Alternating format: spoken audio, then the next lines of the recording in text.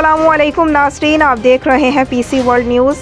TikTok star Hareem Shah ने मुफ्ती अब्दुल्कवी को थप्पड़ मार दिया।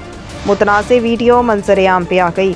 हमारे नुमाइंदे खुसूसी पाकिस्तान गुलाम दस्तगीर की तफसीलात के मुताबिक टिकटॉक स्टार हरीम शाह ने मारूफ आलम दीन और लुयत हिलाल कमेटी के साबिक रुकन मुफ्ती अब्दुल्कवी को थप्पड़ मारने का एतराफ़ कर लिया। हरीम शाह ने अपने इंस्टाग्राम अकाउंट से वीडियो शेयर करते हुए मुफ्ती कवी को थप्पड़ मारने की तस्दीक की है।